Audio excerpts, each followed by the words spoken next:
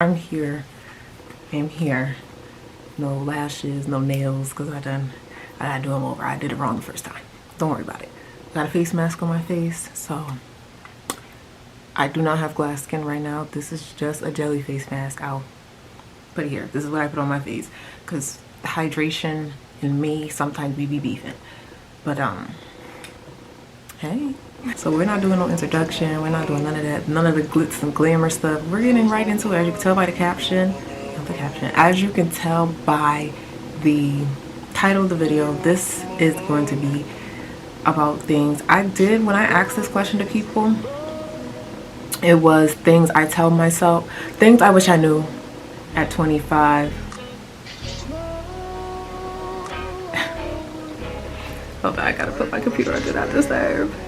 That's my sister responded to me on Instagram right now, so let's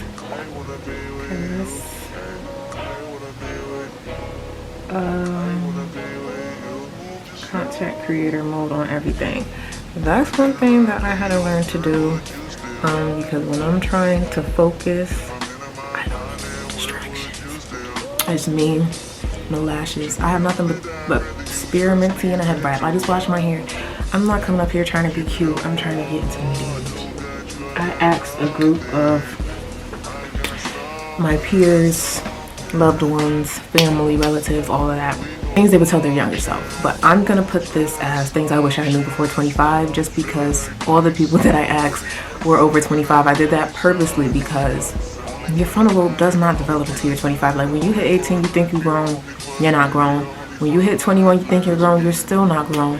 You're really not grown until you're able to make conscious decisions. You're a young adult from 18 to 24, 25, and being like I'm 28. I feel like a baby adult. Like I'm just now starting to get the hang of things. But that transition from 25 to 28, those years were hectic. I don't even count anything before 25. It is what it is.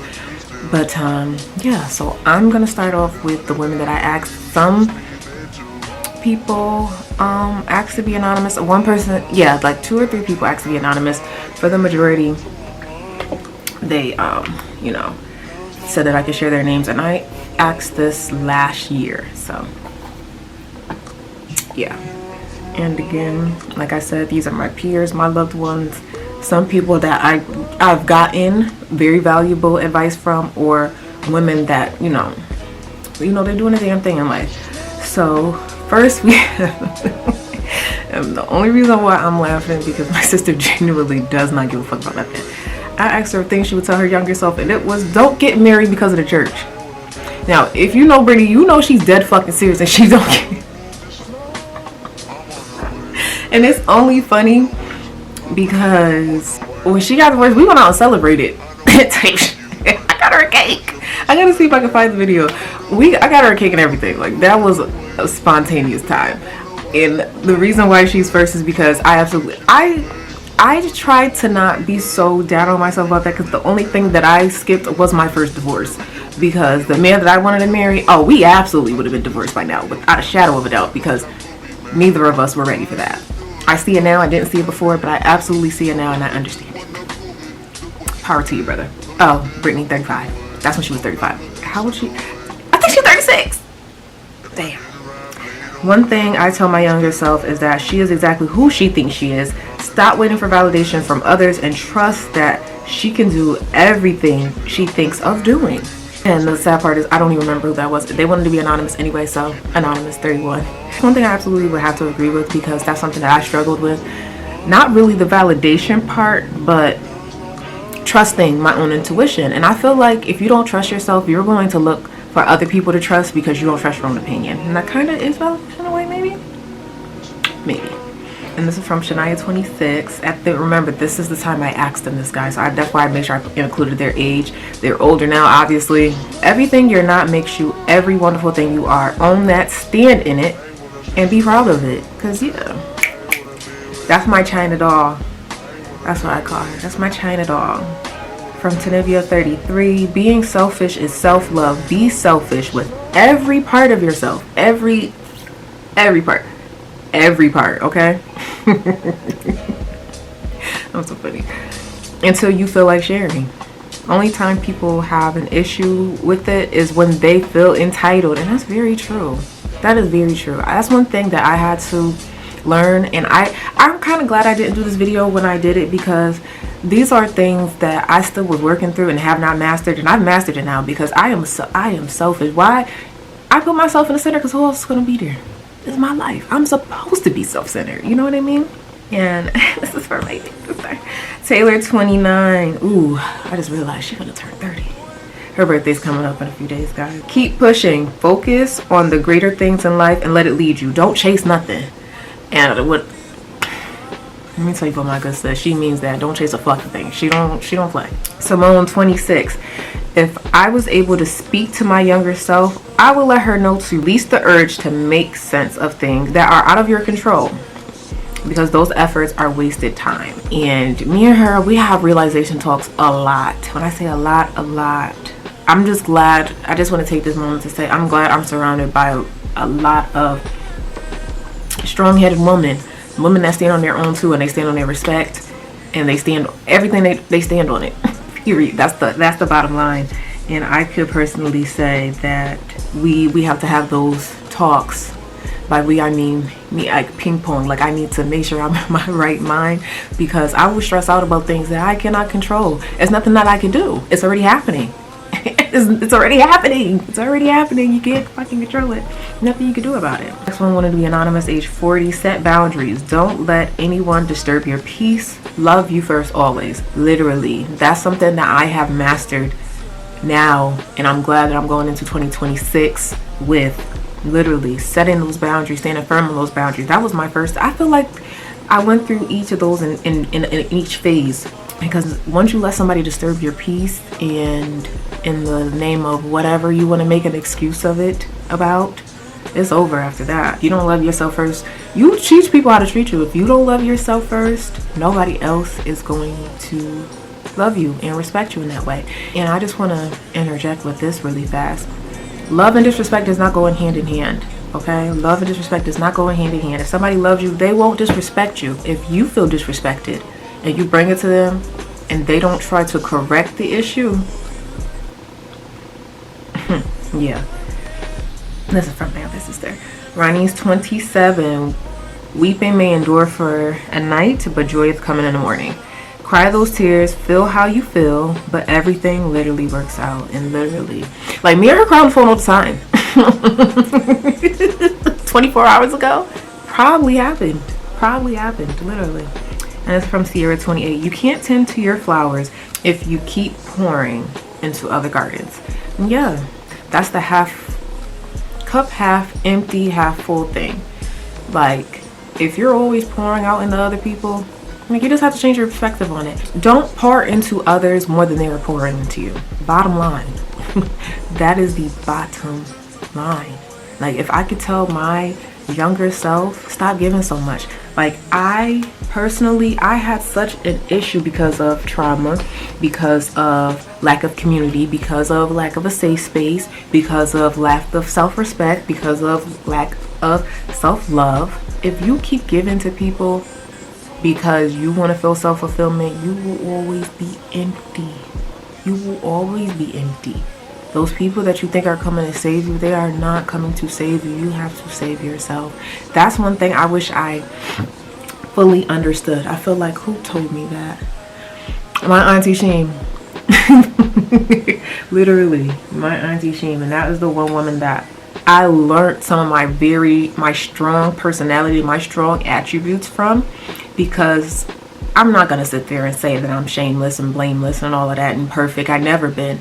But I had to learn. Like, you really have to. When I say you got to stand up on your own too, dust yourself up and keep it pushing. Anything that anybody does for you should be extra. You really got to save yourself. Nobody's going to save you. Hear me when I say nobody's going to save you. Nobody. And that's one thing my younger self, I wish she knew.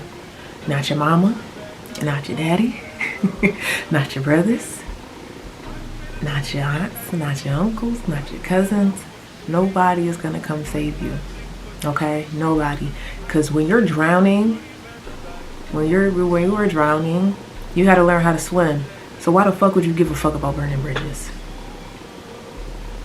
I want to say that again. When you were drowning in your own sorrow, you had to learn how to swim. So why the fuck would you care about burning bridges? Set the whole world on fire. Fuck it. I had to learn that. That was the scariest experience of my life. Like, I've always felt alone in life, but actually coming to that realization, like, damn, there is no backup plan. There is no fall guy. There is no scapegoat. There's none of that. It's just me. It's just me. It's just you. It is just you. That is what I wish that I learned before the age of 25. It is you. It is in you. It is on you. It's on you. It's in you. It's everywhere around you. You have to want it. You have to go get it. You have to pull yourself out. When I had felt abandoned, I had to pull myself out. When I had those trauma bonds to people, I had to pull myself out. When I went through postpartum, I had to pull myself out. That's the bottom. Like, you have to. You have to. Nobody else is going to do it. It's nobody but you and God. It's nobody but you and God. Pull yourself out. Nobody else is going to do it for you. Nobody. Nobody.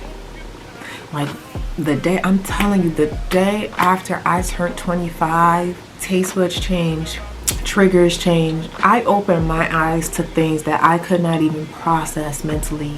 Everything that I could not, it took, and I say 3 years, literally 3 years to the day.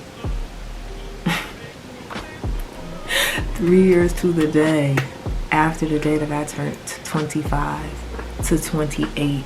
That whole shift was insanity.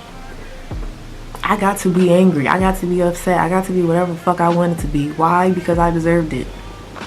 I had to get through it. I had to stop ignoring it. I had to process grief. I had to process grief. Grief. There is a quote. It literally says, I sat with my anger long enough until she told me her name was grief. And I had to sit there and think about it like, damn, did I ever grieve? I never did.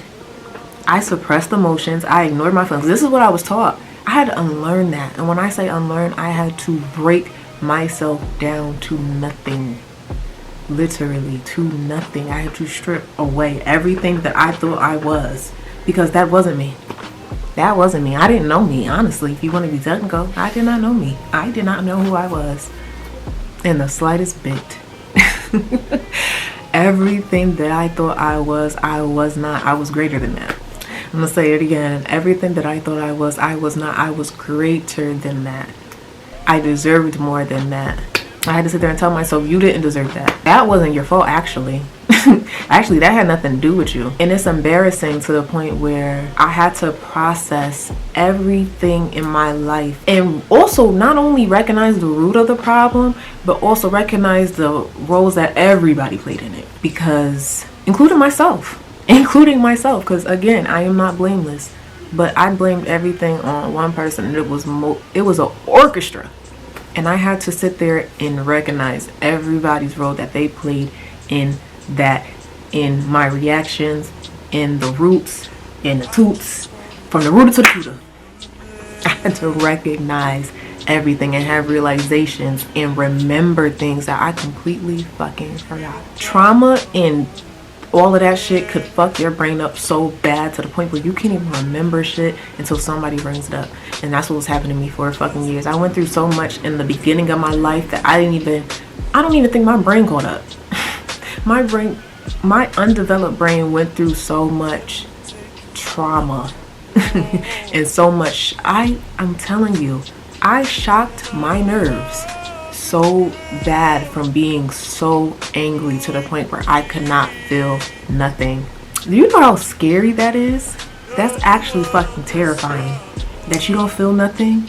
You only feel emotion out of repetition. You only know how you felt in those moments. That's a place that I never in my life would have been able to recognize before 25. I probably was on autopilot a little bit because I masked everything. I masked so good that people didn't even know the real. My family did not even know the real me because I masked it, because the altitude of how I felt when I expressed it. You want to know what happened? I was gaslit and, oh, that can't be. Oh, I didn't know. You can't sit here and be ignorant when I told you. You know what I mean? It's like, and that affected me so bad to the point where I was on alert with everybody. I have not relaxed in 28 years of my life. The most I've relaxed is this year. I have been in fight or flight. I have been overworking myself. And I said I had a mask on so heavy that it's to the point where like even like I've gotten better this year, but I've been looking at my old footage. When I say I looked at my face, I know that's me. I did not recognize myself. There wasn't a soul, a thought, or nothing behind those fucking eyes. I looked dead inside. Because that's what I was. It's so bad, like all my old videos on my YouTube channel, I can't watch them. I didn't start rewatching my content until this month because I wanted to get better with my editing. I wanted to get better with putting in more effort. I was not giving my all, and you can see it. You can see it. If you can, you probably can't, but I can, because I know how I felt in those moments. I can't rewatch my old videos because I was going through so much mental anguish and I was just dead. The light inside me was minuscule or close to none. It's not even like I was in a better circumstance in kind of those occasions. Like I had more to maneuver, but I felt like it was the end of my world. And now my circumstances are completely different and I don't even feel relatively close to how I did. And that's what's crazy. And that's why we say mental health matters. And that's why we say check on your strong friend or what have you. And that's why we say find community. Find it. Find it. Find community. Find a safe space. Find one. If you don't have one, create one. If you don't have one, be one. And don't be one to people that's taking more from you than putting into you, okay? Don't do that shit. I've done it. I'm a very empathetic person. I am a deep person. Depths of the ocean, deep. Nothing is ever small to me. You come to me with a problem, I'm trying to be there for you emotionally, if I can, financially, if I can, physically. There is nothing that I will not do for the people that I love, and they can attest, because I don't take love as a word. It's an action for me. I'm going to show you I love you because I'm going to show up in the way that I can. And if I know I cannot show up, that's probably for the best, because I'm not going to show up as my best self. And that's also, guess what, love. Because I love you, I don't want to be in your space bringing anything that I think would not be appropriate for the environment. And that's just how I am. Everything is that deep to me. I don't give a fuck.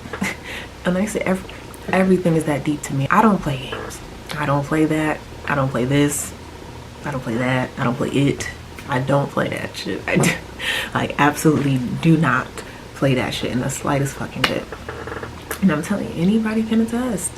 Anybody can attest. Because I treat love as an action. Most people don't treat love as a verb. They don't. They treat it as a noun, person, place, or thing. It's just a word. No, you don't sit there and tell people you love them and don't show them. You don't tell people you love them and disrespect them. You don't tell people you love them and don't show up for them. You know what I mean? So I probably will get deeper into the in-depth of things with my series, because I did actually vlog 3 years ago, the day of my 25th birthday, before I pretty much lost, when I say I lost my mind. I absolutely did. I broke and I knew what the trigger was. I remember the process. I remember everything. So I'll be getting more into that and how things were before the age of 25. It was bad. It was really, really bad. And I wouldn't wish it. I wouldn't wish it on my worst enemy. I absolutely would. I'm not gonna sit here, I won't lie to you. I would wish the worst thing on my worst enemy.